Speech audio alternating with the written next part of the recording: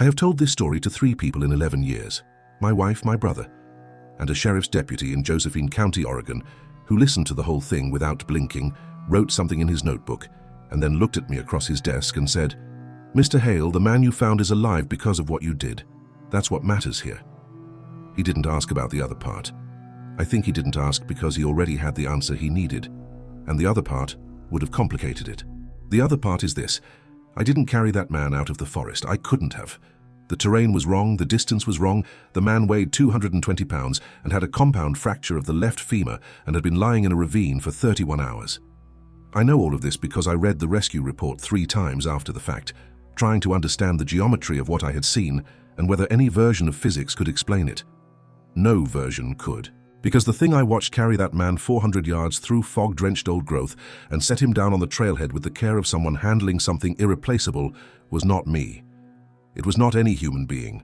It was something that stood 9 feet tall in the mist of the Castillo Mountains on a Tuesday morning in October of 2013, and that looked at me once over its shoulder before it walked back into the trees, and that I have been trying to find the right words for ever since. The deputy called it a rescue. The rescue report listed the method of recovery as unknown. The hiker, a man named David Castillo, told the hospital he had no memory of being moved. I have the memory. I have the footage. My name is Ryan Hale. I'm 42 years old.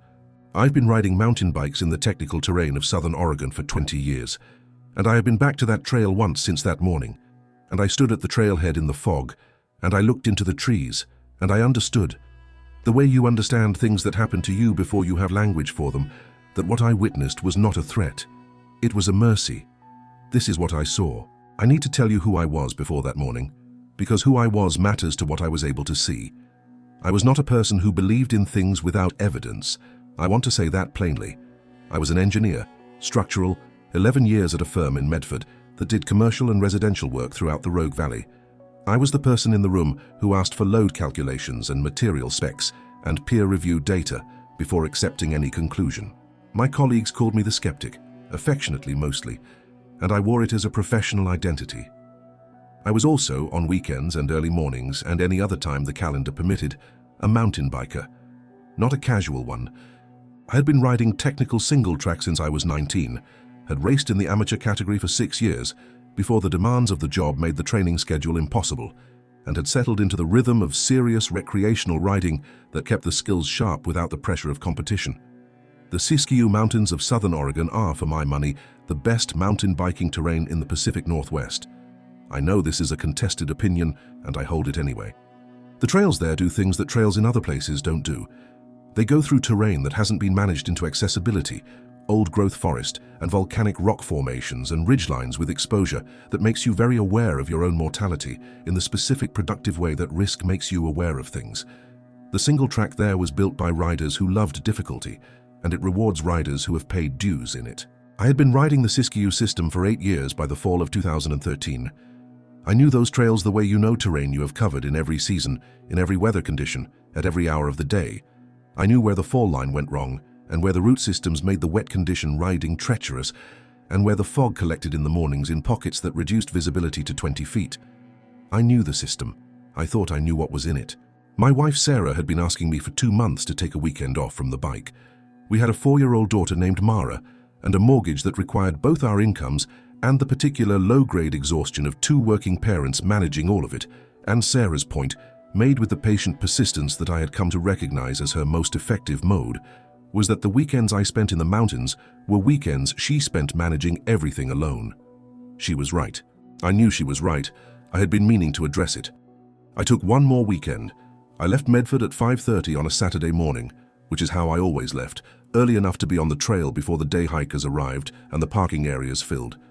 The drive to the Castillo trailhead I had chosen was 90 minutes, the last 20 on Forest Road, and I had made the drive enough times that I did it on a kind of autopilot, the familiar sequence of highway to county road to Forest Road playing out while I drank coffee from a thermos and listened to nothing.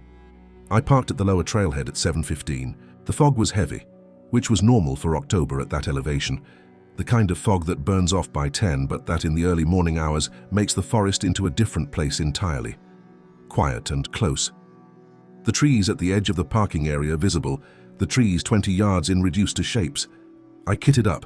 Helmet, Gloves, the GoPro mounted on the handlebar that I ran on most rides, a habit I'd developed after a crash 2 years earlier that I had wanted documentation of for the insurance claim, and that I had kept up because the footage was useful for analyzing technique. The GoPro was running when I entered the trail. This matters. I want you to hold that detail now and hold it for the rest of the story.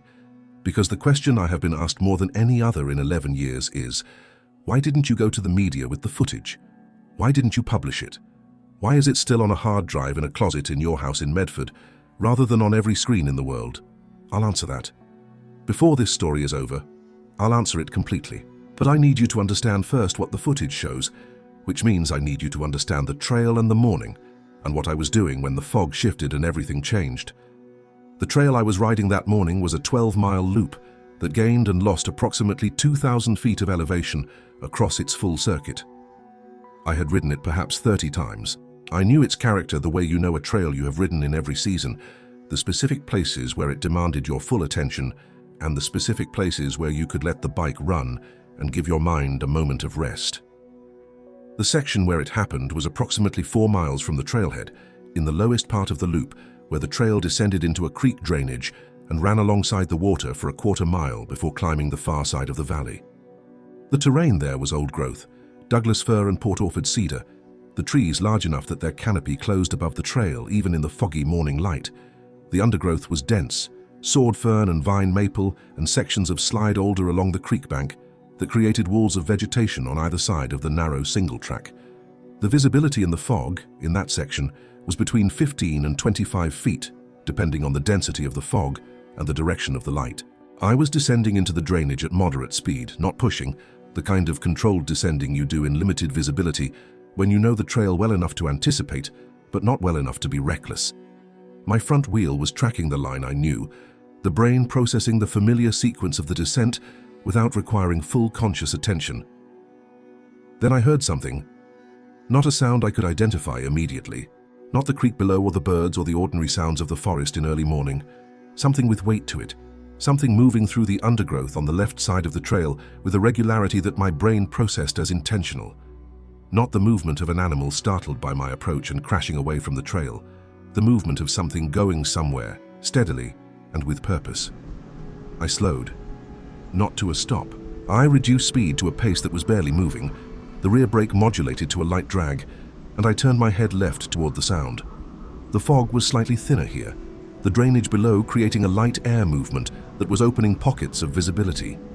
Through the vine maple and the fern, I could see 20 feet into the forest, then 25. A section of the understory was visible that normally would not have been. I stopped.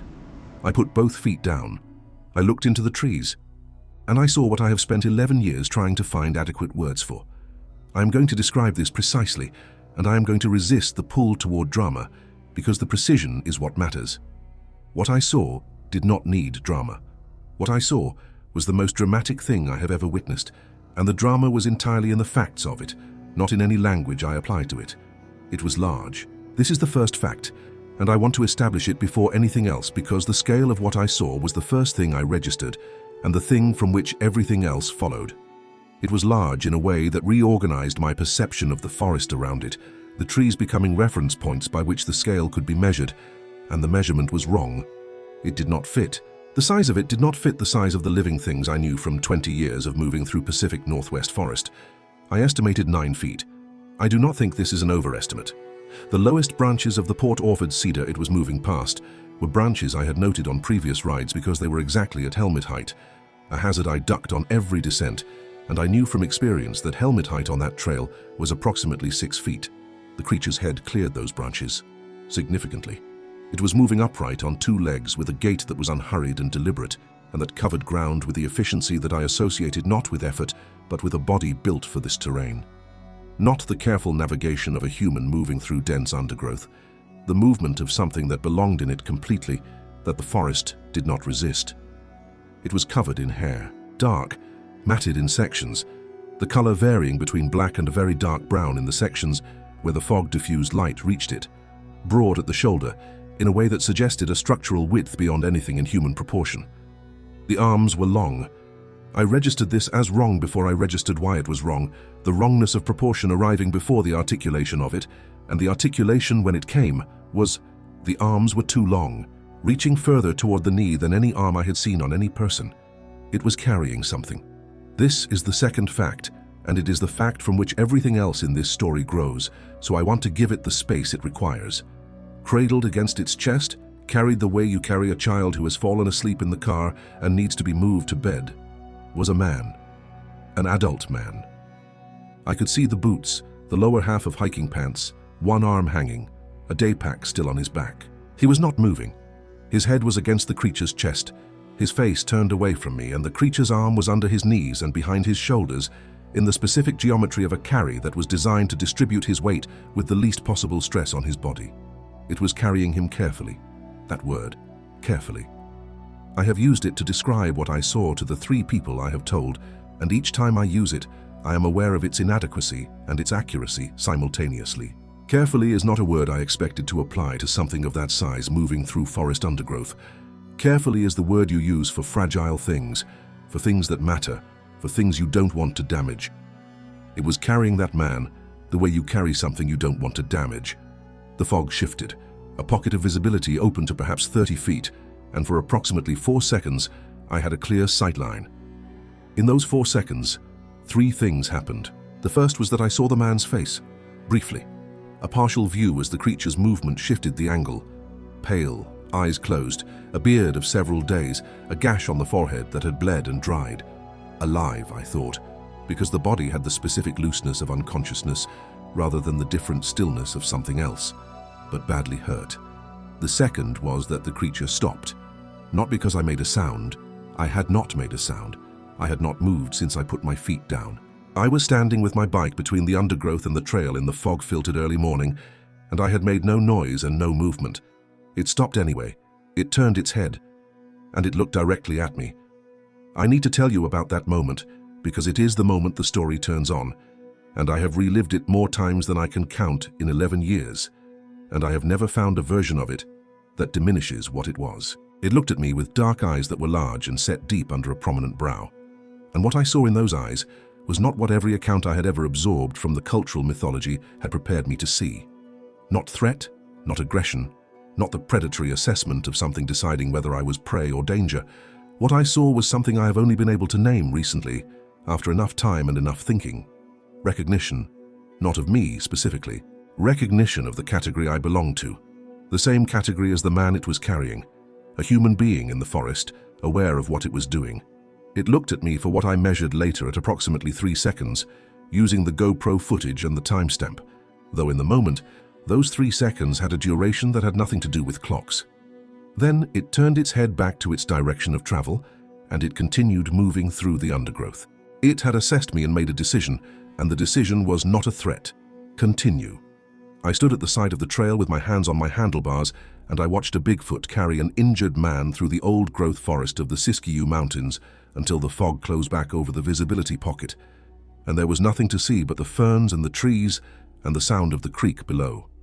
Then I got back on my bike. I need to tell you what I did in the next 20 minutes, because the decisions I made in those 20 minutes are decisions I have examined from every angle, and that I believe were the right ones, though I understand how they look from outside. I did not follow it into the undergrowth. This was the first decision, and it was made in approximately 2 seconds, and the reasoning which arrived fully formed before I had consciously articulated it was this.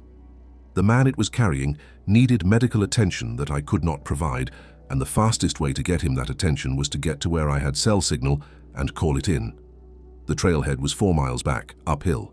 I could cover that in 35 minutes if I pushed. Following the creature through dense undergrowth without a trail, in limited visibility fog, on foot because I would have had to leave the bike, was not going to help the man it was carrying.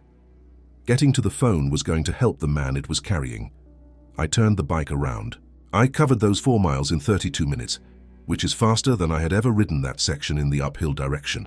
And I know this because I checked against my previous ride data afterward, the compulsive data tracking of a competitive rider. I was running on something that was not adrenaline exactly, though it contained adrenaline. Something more focused.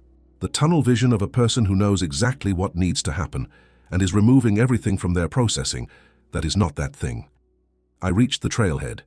I had partial cell signal, 1 bar, enough. I called 911. I described the trail section, the approximate location, the injured man, the condition as I had assessed it in the 4 seconds of visibility. I did not describe how he was being transported. I said I had observed an injured hiker in the creek drainage, approximately 4 miles in, and that he appeared to have serious injuries and was unconscious. The dispatcher asked how I had seen him if he was in the undergrowth. I said the fog had shifted, and I had a clear sightline briefly. This was true. The dispatcher told me to stay at the trailhead. I stayed. Search and rescue arrived in 40 minutes. 6 people, 2 with medical kits, moving fast. I gave them the location description. I offered to lead them in and they accepted.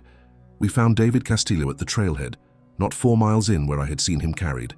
At the trailhead, 15 feet from the parking area, lying on the flat ground at the edge of the gravel, in the recovery position. Unconscious, compound fracture of the left femur, hypothermic, the gash on his forehead consistent with a fall onto rock. Alive. He had been carried 400 yards in the 20 minutes between my call and the arrival of rescue. 400 yards of forest, in fog, with a man who had a compound femur fracture, set down at the closest point to a road and left in the recovery position. The search and rescue led a woman named Torres, who had been doing backcountry rescue in southern Oregon for 14 years, looked at where he was lying and then looked at the forest behind him and then looked at me and said, "Did you move him?" I said no. I said I had not gone into the forest. I said I had called from the trailhead and stayed at the trailhead. She looked at me for a moment. Then she went to work on David Castillo, and she did not ask again. I watched the footage for the first time that evening, alone in my truck in the hospital parking lot in Grants Pass, where they had taken David Castillo, waiting while Sarah drove down from Medford after I called her. I had known the GoPro was running. I had not thought about it clearly during the events of the morning, the tunnel vision of the emergency filling my attention completely. It was only in the truck, in the parking lot, with the specific decompression that follows adrenaline and purpose, that I remembered. I pulled the camera off the mount. I rewound to the relevant section. I watched it on the 2-inch screen on the back of the camera. I watched it 4 times before Sarah arrived. What the footage shows is this: the descent into the drainage, speed and trail consistent with my account, the reduction of speed, the stop. Then 47 seconds of stationary footage, the camera aimed left of the trail toward the undergrowth. For the first 22 seconds, the fog is too dense for anything clear. Movement in the vegetation, the fern and vine maple disturbed by something passing through it, but the cause of the disturbance not visible. Then the fog pocket opens. For 11 seconds, I know the exact duration because I have counted it hundreds of times, the sightline is clear enough to show what is there. I want to tell you what those 11 seconds show, on a GoPro 3 with a wide-angle lens in low-light fog conditions, because the conditions matter for understanding what the footage is and isn't. It is not clear. I want to be honest about this. It is not the kind of footage that produces unambiguous identification from a single viewing. The low-light processing introduces noise. The wide angle distorts the edges of the frame. The fog diffuses the contrast. What it shows unambiguously in the center of the frame during those 11 seconds: a large upright bipedal shape moving through the undergrowth. The shape is dark. It is moving steadily in the direction of the trailhead, and held against the front of its body, in the configuration I have described, is something horizontal and human proportioned. You can see the boots. That detail is clear, even in the noise of the low-light footage. The hiking boots of the man being carried, hanging below the creature's arm, catching what light the fog allows, identifiable as boots and identifiable as attached to a person. On the 3rd second of the 11, the creature's head turns toward the camera. For 3 seconds, the head is turned and the face is toward the lens. The resolution and the light do not allow me to describe what those 3 seconds show in detail. What they show in outline, in the dark shape of a head with the proportions I have described, is a face turned toward the camera, with the stillness of something that is aware of being observed and has decided what to do about it. Then the head turns back. The shape continues moving. On the 8th second, the fog closes back in and the sightline goes to vegetation and mist and ordinary forest. 47 seconds total, 11 seconds of the sightline. 3 seconds of the face toward the camera. I watched it 4 times in the parking lot, and I understood 2 things clearly. The first was that this footage was real. Not a trick of light, not a misidentified bear, not anything that my structural engineer's mind could construct an alternate explanation for. The proportions were wrong for any animal I could identify. The carry was wrong for any behavior I could identify. The deliberateness of the movement was wrong for any explanation. except the one I had been resisting since I stood at the side of the trail with my hands on my handlebars. The second thing I understood was that I had a decision to make, and the nature of that decision was clearer to me in that parking lot than it has sometimes been in the years since, when the weight of it has shifted with time and perspective. I need to tell you about David Castillo before I tell you about the decision, because David Castillo is the center of this story, and I have been telling his story without telling you who he was. David Castillo was 44 years old at the time of the incident, a high school history teacher from Ashland, Oregon. He had been hiking alone in the Castillos, a solo overnighter that he did several times a year, and had lost the trail in the fog on the evening of the previous day and fallen into the ravine in the drainage where I had seen him carried. Compound femur fracture from the fall. 31 hours in the ravine, unable to move in falling temperatures before rescue. He spent 11 days in the hospital. He recovered fully, which the orthopedic surgeon told him was less likely than it sounds for a compound femur in a backcountry scenario. The combination of time before rescue and the temperature exposure making systemic complications a real risk that, in his case, did not materialize. He had no memory of being moved.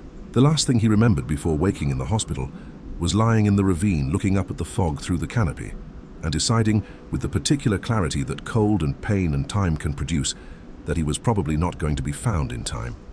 He said this to the reporter from the Medford Mail Tribune, who wrote a small piece about the rescue, and the quote stayed with me. I thought that was it. I thought I was going to die in that ravine and no one was going to know where to look. He did not die in that ravine. Something found him. Something knew where to look. I tracked down David Castillo 8 months after the incident, not immediately, not impulsively, but after 8 months of carrying the footage and the decision and the question of what I owed him, specifically against what I owed the larger situation. I sent him a letter. I introduced myself as the hiker who had called in the rescue. I said I had information about what had happened that I wanted to share with him in person, at his convenience, and that he was under no obligation to respond. He called me 3 days later. We met at a diner in Ashland on a Tuesday evening in June. I brought my laptop with the footage loaded. I sat across from him at a corner table and I told him the whole story, everything I have told you in the same order with the same precision. When I finished, he was quiet for a moment. Then he said, "Can I see the footage?" I turned the laptop toward him. He watched it twice. When he looked up, his eyes were wet, not crying exactly. The specific condition of a person whose understanding of an event they have been living with has just shifted completely. He said, "I wasn't alone." I said no. He wasn't alone. He said, "For 31 hours, I thought I was alone." I said I knew. He was quiet again for a while. Then he said something I have thought about nearly every day since. He said, "Why didn't it just leave me there? It had no reason to help me. I was nobody to it, a stranger who had wandered into its territory and fallen down a hole." He looked out the window of the diner at the street. "But it didn't leave me." He looked back at me. He said, "What does that mean? About what it is?" I didn't have an answer then. I have been working on an answer for 11 years. The closest I have gotten is what I'll tell you at the end of this story. The decision about the footage was not as straightforward as it might appear from the outside. I want to address the obvious question directly. The one I know is the first question anyone asks when I describe what I have. Why didn't you publish it? Why didn't you give it to a researcher, a journalist, a television program? Why is footage of a Sasquatch carrying an injured man to safety sitting on a hard drive in a closet in Medford, Oregon? I will answer this. But first I want to tell you about the conversation I had with Sarah, because Sarah's reasoning was cleaner than mine and ultimately more decisive, and she deserves the credit for the clarity. I told Sarah everything the night of the rescue when she arrived at the hospital parking lot and we sat in the truck together for 2 hours. I showed her the footage on the camera screen. She watched it twice, the same twice that I had watched it 4 times, the twice of someone being methodical and careful. Then she said, "Before you decide anything, I want you to think about one thing." I said, "Okay." She said, "David Castillo is alive because whatever this is decided to help him. It carried him 400 yards to the edge of a road. It put him in the recovery position, which means it understood that he needed to be in the recovery position. It left him where he could be found." She paused. "It did all of that without any reason to believe that it wouldn't be hunted down afterward." I thought about that. She said, "It helped a human being at risk to itself. It made a choice, and we're sitting here trying to decide what to do with evidence of that choice." She let that sit. Then she said, What do you think happens if you publish that footage? I had been thinking about this since the parking lot. I said what I thought. The footage would be widely seen. There would be intense interest. The location of the sighting would be identified from the trail terrain visible in the footage. The Siskiyou trail system would be inundated with people looking for evidence of what was there. Researchers, thrill seekers, hunters, the specific kind of concentrated human attention that something that had survived by staying invisible could not survive. Sarah said, "So you'd be repaying a debt by burning down the thing that created it." I sat with that for a while. Then I said, "What if not publishing it means that no one knows? That this thing exists and does what it did, and the world never finds out?" She said, "David Castillo knows. You know, I know now. The deputy who didn't ask the follow-up question probably knows." She paused. "Some things exist whether or not the world finds out." That was the conversation. It did not resolve the question permanently. I have revisited the decision many times in 11 years, turned it over, tested it against different framings, sat with the discomfort of it in the particular way that unresolved decisions produce discomfort. There are nights when I think the footage should be in the hands of a serious researcher. There are mornings when I am as certain as I have ever been about anything that Sarah was right, and the debt cannot be repaid by creating the thing that would end what created it. I have not published the footage. I have made copies. The original SD card is in the locked box. Copies on 2 hard drives, one at my house and one in a safety deposit box in Medford. If something happens to me, Sarah knows where they are and what they are, and she has her own version of the decision to make. I have shown the footage to 4 people. My wife first in the truck, David Castillo in the diner in Ashland, my brother 2 years after the incident in his kitchen in Portland on a Sunday evening after his kids were in bed. And one person I'm going to tell you about, because this person is the reason I'm telling this story now, after 11 years of telling it to almost no one. I need to tell you about the meeting in Portland, because the meeting changed something, and the change is why you're hearing this. My brother Daniel is 4 years older than me, a pediatrician, which means he has the same relationship to evidence that I have, the professional requirement of not accepting conclusions that the data doesn't support. He had known about the incident in the way that family members know things that are too big to fully share over the phone, the outline without the interior, and in the 2 years after the rescue, he had asked me twice to tell him the whole story, and I had not been ready. On a Sunday evening in October of 2015, I drove to Portland and I sat in Daniel's kitchen after his kids were in bed, and I told him everything. I showed him the footage on my laptop. I told him about David Castillo and the diner in Ashland. I told him about the decision and where the copies were. He watched the footage 4 times. Each time he watched it, his face went through a sequence that I recognized as the sequence of a careful thinker encountering something that doesn't fit his categories. Not dismissal, not credulity. The hard middle work of actually sitting with something that requires the categories to expand. When he finished watching, he was quiet for a long time. Then he said, "Tell me about the moment it looked at the camera." I described it. The 3 seconds, the stillness of it, what I had characterized as recognition. He said, "Not threat assessment." I said, "No, not that." He said, "You're an engineer. You're trained to not accept conclusions the data doesn't support. You saw this in person, in good enough conditions to make an assessment, and your assessment was that what you saw in those 3 seconds was not threat assessment." I said that was my assessment, yes. He nodded slowly. He looked at the paused footage on the screen. He said, "Then here's what I keep arriving at. Whatever this is, it made a sequential series of decisions. It found an injured man. It assessed his condition. It decided to help. It carried him to a point where he could be found. It put him in the recovery position. And when it encountered a witness, it made a decision about that witness too." He paused. "Every one of those decisions requires something, requires a mind that can model other minds, a mind that can understand what another being needs and act to provide it." He looked at me. He said, "That's not an animal, Ryan, that's a person." I said I had been arriving at the same conclusion for 2 years. He said, "Then the question of the footage is the question of what you owe a person who helped someone without being asked and without expectation of anything in return, and what you owe them is not to make their life harder." He said it simply, the way he said things that he had thought through clearly, and it settled something in me that had been unsettled for 2 years. We sat in his kitchen for another hour after that, talking about what it meant, what the presence of such a being in those forests implied about what we didn't know about the world, what it implied about the assumptions built into the way we had been taught to understand the natural world and our place in it.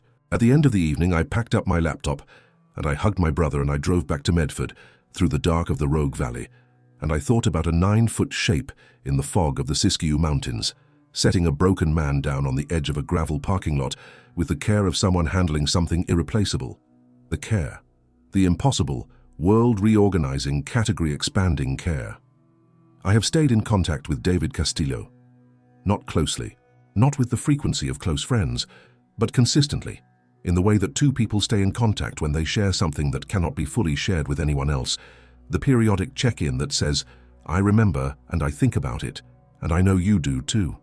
He is 55 now, still teaching history in Ashland, though he told me last year he is planning to retire at the end of the current school year. He hikes differently than he used to. Not less, he has told me, but with a different attention, a different awareness of what the forest might contain. He said once in one of our periodic conversations that the hardest part of what happened to him was not the injury or the 31 hours in the ravine or the 11 days in the hospital or the long rehabilitation that followed.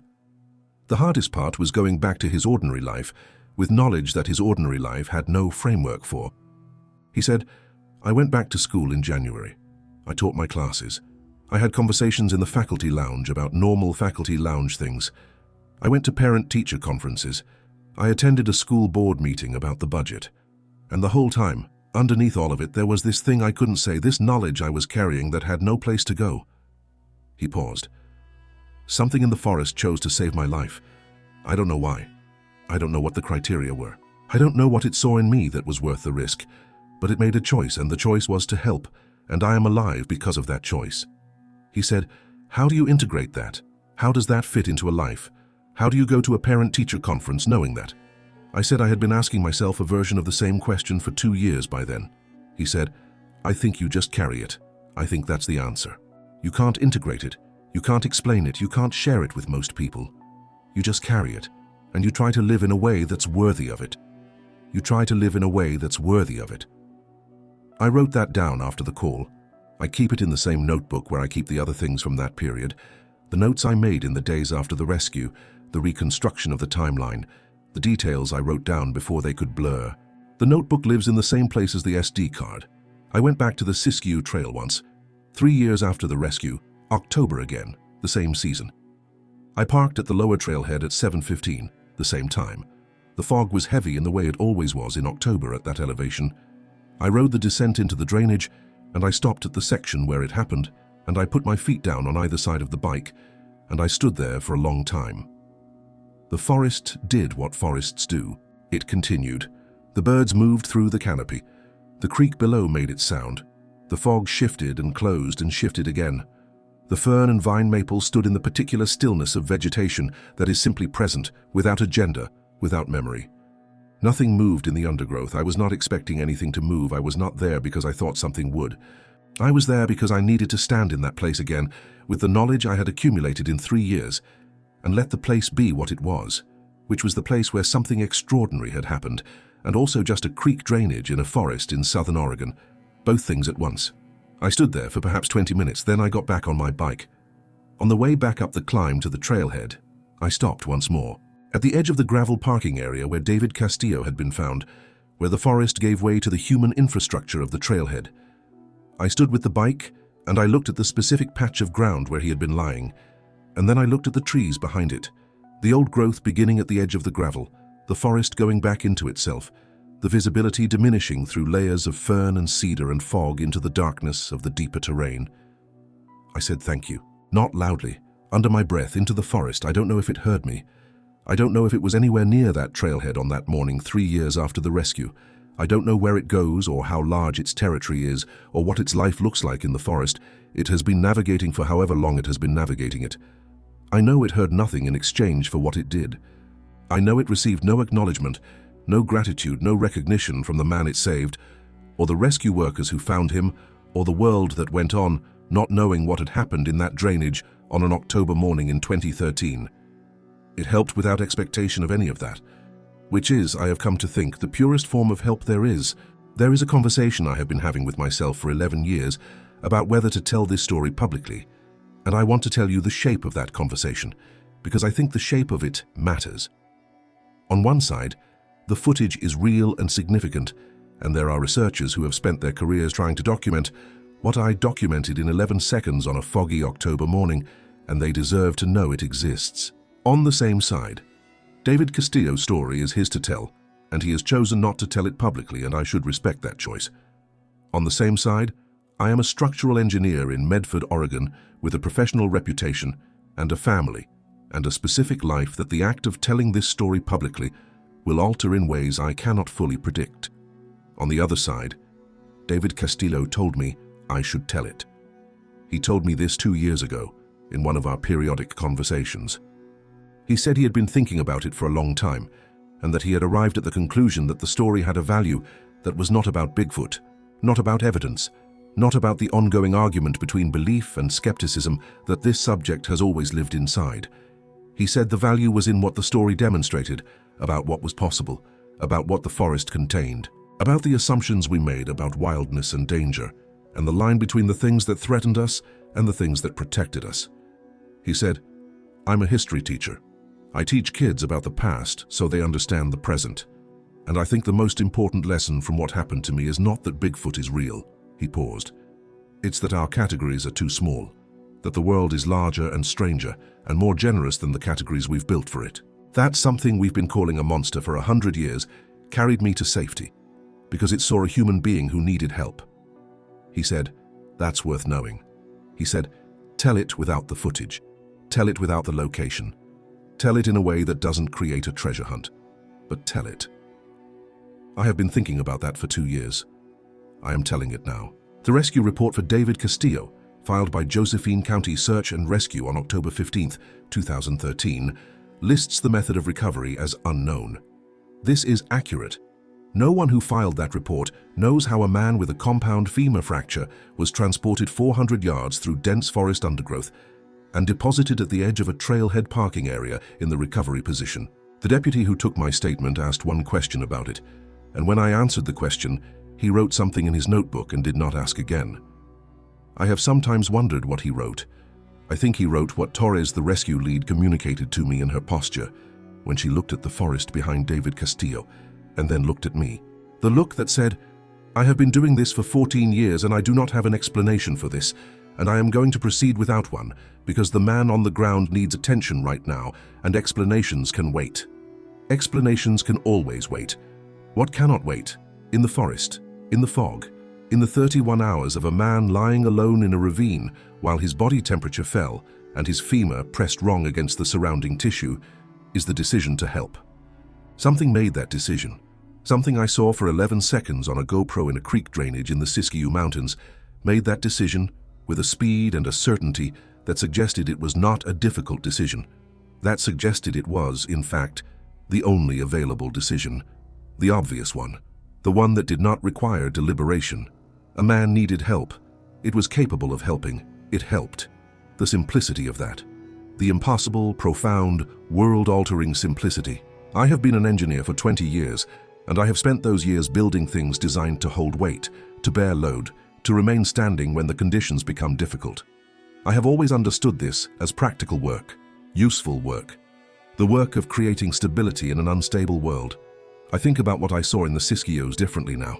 I think about what it means to be built for difficult terrain, to know a landscape completely, to move through it with the fluency of something that belongs there. And I think about what it means to use all of that, not for your own survival, but for someone else's. That is also, I have come to understand, a kind of engineering, the engineering of care. My daughter Mara is 15 now. She started mountain biking 2 years ago, which was not something I encouraged and not something I discouraged. She is good at it naturally, the way she is naturally good at the physical things she commits to. Last fall, she rode her first technical trail, a beginner-friendly loop in the foothills south of Medford, and she came home with dirt on her knees and her eyes bright in the specific way of someone who has found a thing they are going to do for a long time. She asked me at dinner that evening if I had a favorite trail. I said the Castillos had some of the best terrain in the region. She said, "Will you take me there?" I said yes, that someday I would take her there. Sarah across the table met my eyes briefly. She knows what the Castillos hold for me. She knows the locked box and the SD card and the copies and the notebook. She knows David Castillo's name and the diner in Ashland, and what he said about living in a way that's worthy of it. She held my eyes for a moment, and then she looked at Mara and she said, "Your dad knows those trails really well." I said, "I do." What I didn't say, what I will tell Mara someday when she is ready for it and I am ready to tell it, is what I know about those forests that the trail maps don't contain. What moves through the old growth in the early morning fog? What has been there longer than the trails, longer than the roads, longer than the first people who came to those mountains and named what they found there and built the stories that became the legends, that became the thing we argue about in the margins of the internet, while the subject of the argument lives and moves and makes decisions in the deep terrain that we haven't reached yet. I will tell her what I saw. I will tell her that the most frightening moment of my life became the most clarifying one, that the 9-foot shape in the fog with the dark eyes and the impossible arms and the man cradled against its chest like something precious did not look at me with threat. It looked at me with recognition. And then it turned back to what it was doing, which was saving a life, and it did not stop until the life was saved. That is the whole of what I know. I am Ryan Hale, and I have a locked box with an SD card in it. And I have a debt I do not know how to repay, except by telling the story in a way that honors what the story contains. Somewhere in the Castillo Mountains, in the old growth where the fog collects in the mornings and the trails go into terrain that most people don't reach, a Sasquatch made a choice on an October morning that a man named David Castillo would never know about, and that I will carry for the rest of my life. It chose to help. It didn't have to. It did. That's everything.